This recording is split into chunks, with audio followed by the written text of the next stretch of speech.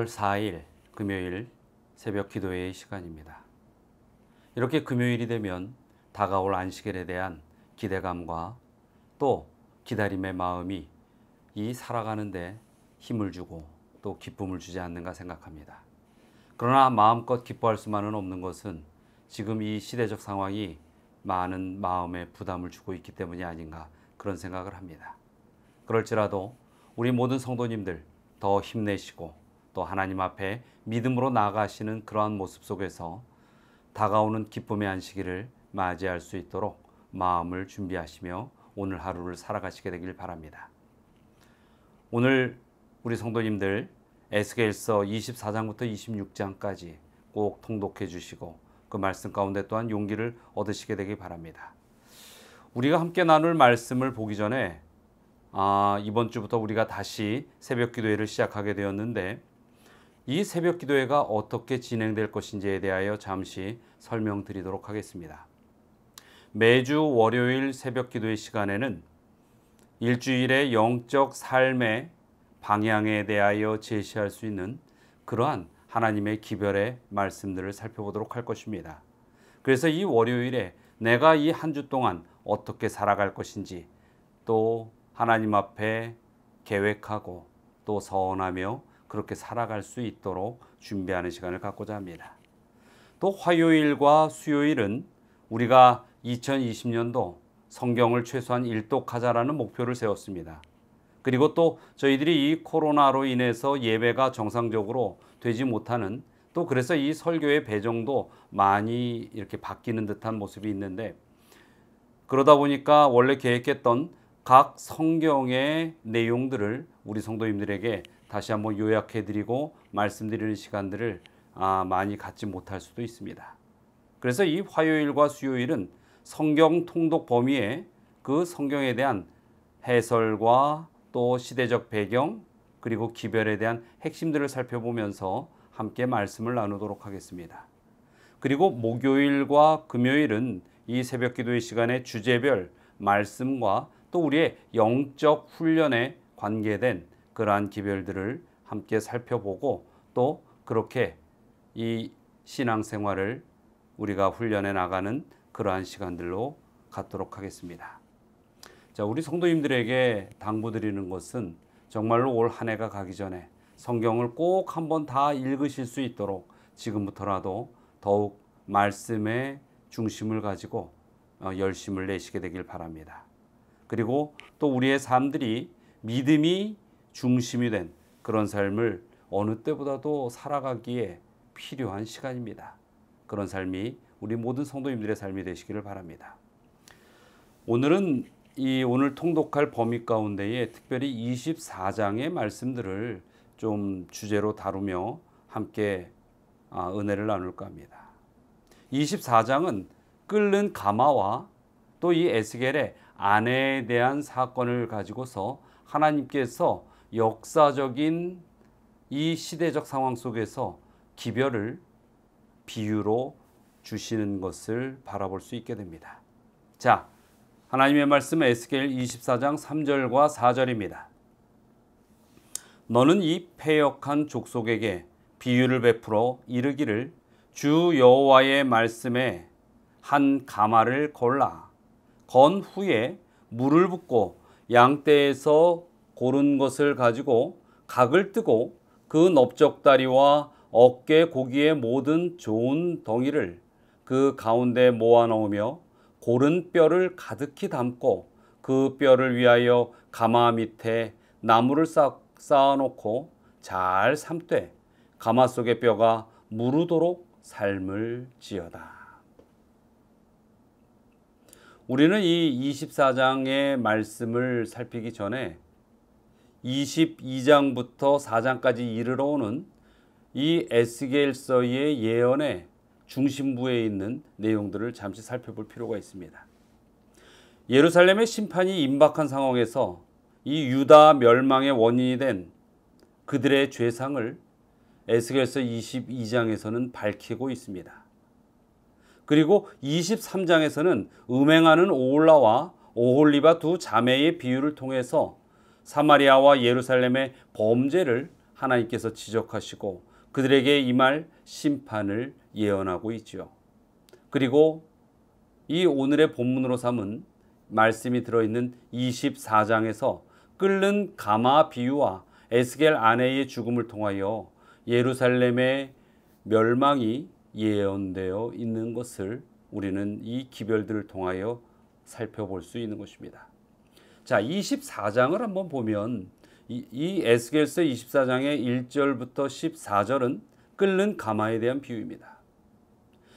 에스겔의 이 예언들 가운데에서 특별히 24장은 아주 절정에 이르는 그러한 말씀들이라고 볼 수 있습니다. 에스겔은 끓는 가마의 비유를 통해서 다가오는 심판에 대하여 예언을 합니다. 에스겔은 예루살렘 성이 포위된 첫날에 이러한 계시를 받았는데 이미 4년 전부터 그는 계속해서 하나님께로부터 이 사건에 대한 말씀을 받아서 백성들에게 예언해 왔었습니다. 오늘 본문의 비유의 핵심은 쓸모없게 되어버린 예루살렘의 모습을 드러내는 것이었습니다. 정상적인 가마는 불에 대해 두려워할 필요가 없습니다. 왜냐하면 가마란 것은 이 불 위에 올려놓여서 음식을 삶는 데 쓰는 그러한 도구이기 때문인 것이죠. 그러나 이 녹슨 가마는 그 안에다가 아무리 좋은 고기와 좋은 뼈를 넣을지라도 그것이 녹으로 인해서 완전히 오염되어 버리는 것을 우리는 이 비유를 통하여 알 수 있는 것입니다. 예루살렘은 그 생존의 이유를 상실해 버렸습니다. 이 예루살렘이라는 것은 좋은 가마입니다. 하나님의 감화 감동으로 하나님의 백성들이 정말 건강한 양식과 같이 살았어야 하는 것입니다. 그러나 이 예루살렘은 온통 범죄의 녹으로 가득 찬 그런 죄의 국가가 되어버렸습니다. 자신을 만드신 창조주에게 아무런 쓸모없는, 오히려 하나님을 향하여 대적하는 그런 존재로 전락해버린 것이죠. 이스라엘의 영혼을 이 좀먹는 녹은 깊이 새겨져 있고 퍼져 있었습니다. 이 녹을 제거하기 위하여 많은 선지자들이 하나님의 기별을 전하며 경고의 말씀을 전하면서 노력을 하며 애를 썼습니다.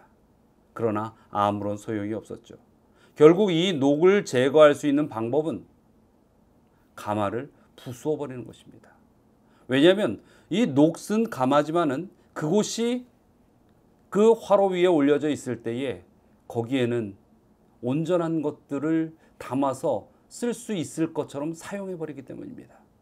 그러나 그 안에 들어간 모든 음식물들, 고기들은 더 이상 쓸 수 없는 것이 되어버리는 것이죠. 자, 그리고 24장 15절부터 27절의 말씀 가운데서는 에스겔 선지자는 아내를 잃게 되고 맙니다. 참 이 비극은 그 자체가 상징적인 의미를 가지고 있습니다. 에스겔은 자신의 가장 사랑하는 아내를 잃게 됨으로써 여호와께서 가장 사랑하시는 아내 예루살렘을 잃으신 심정을 진실된 마음으로 이해할 수 있게 된 것입니다. 에스겔의 아픔은 곧 하나님 자신의 아픔이었던 것이죠. 하나님께서는 그 에스겔이 아내를 잃었을 때 그 마음이 사랑하는 백성 이 이스라엘과 그 예루살렘의 무너짐에 대하여 고통해 하시는 자신의 마음을 보여주실 수 있었던 것입니다. 하나님의 종은 하나님의 말씀을 하나님의 심정으로 대언하기 위해서 때로는 이처럼 뼈아픈 대가를 치러야 할 때가 있다는 것을 우리는 또한 에스겔의 삶을 통하여 바라보게 됩니다.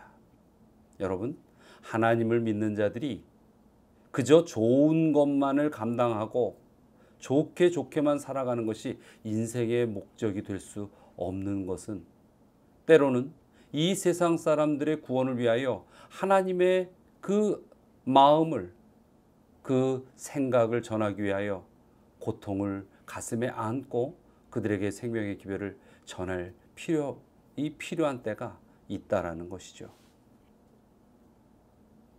따라서 이 오늘 본문 24장 가운데에서 에스겔의 인격을 우리는 또 살펴볼 수 있습니다.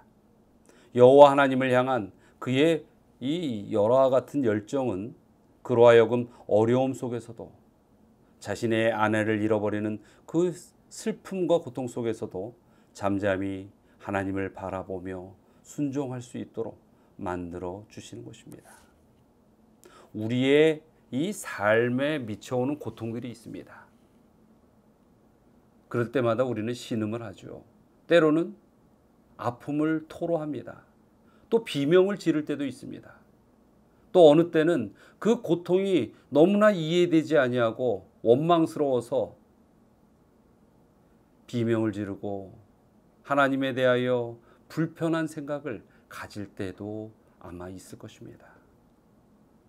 그러나 우리는 알아야 하는 것입니다.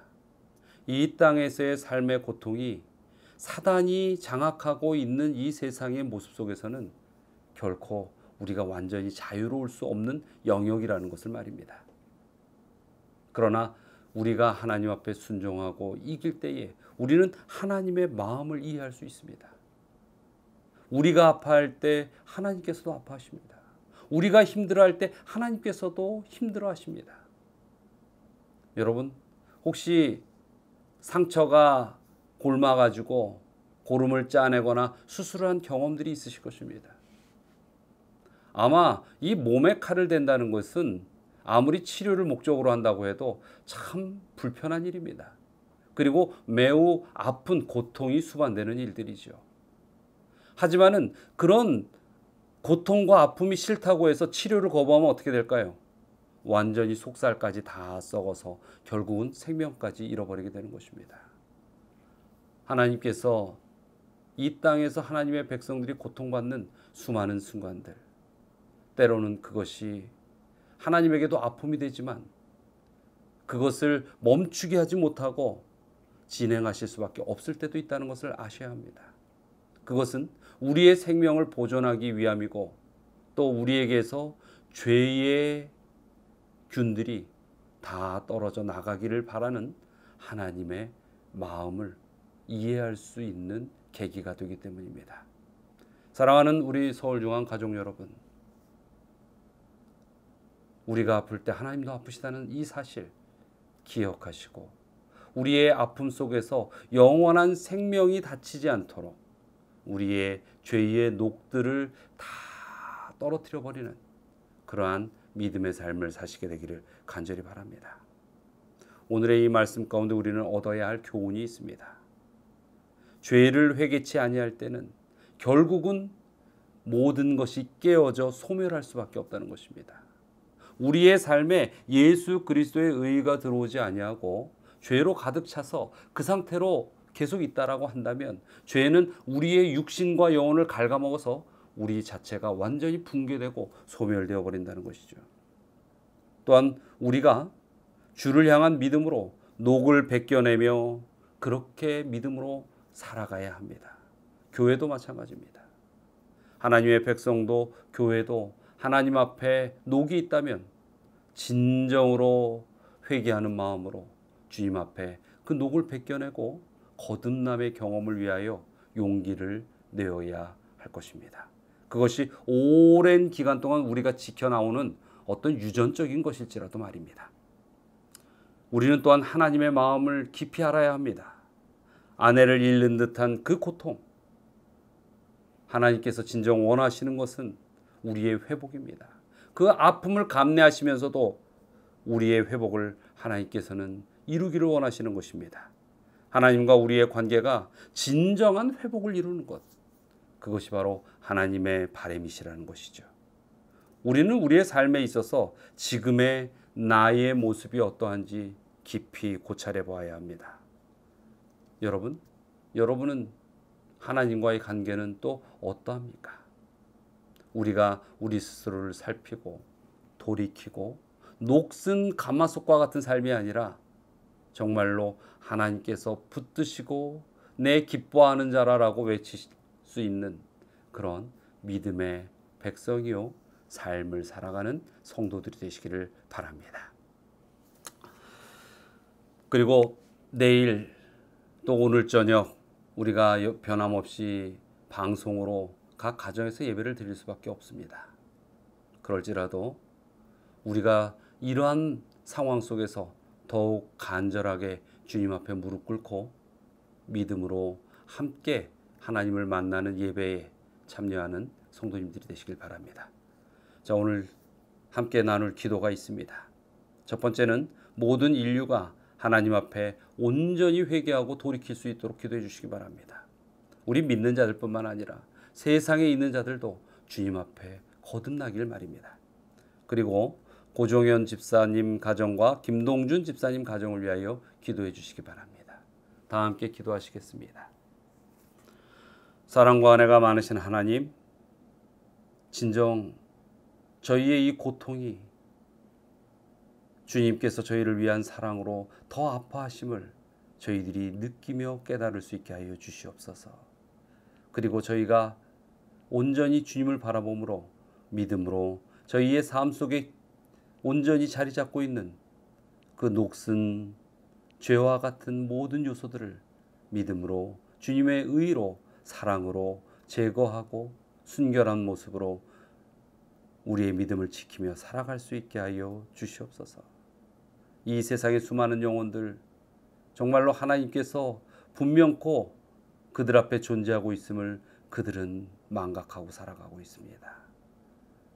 온전히 주님을 바라보게 하시고 깨우쳐 깨달아 회개하며 영적 백성들이 될 수 있도록 인도하여 주시옵소서. 오늘 고정현 집사님 가정과 김동준 집사님 가정을 위하여 기도드리오니 그 가정들을 지키시고 또 믿음 안에서 이 어려운 시기를 잘 버티며 승리하는 그러한 영적 삶이 될 수 있도록 축복하여 주시옵소서. 이제 금요일입니다. 해지고 안식일이 다가올 때에 우리의 마음이 하늘을 사모하며 하늘을 바라보며 기쁨으로 맞이할 수 있게 하여 주시옵소서. 다함이 없는 주의 은혜가 오늘도 저희의 생애 속에 함께 동행하여 주시리라 믿고 감사드리며 예수 그리스도의 이름으로 기도드리옵나이다.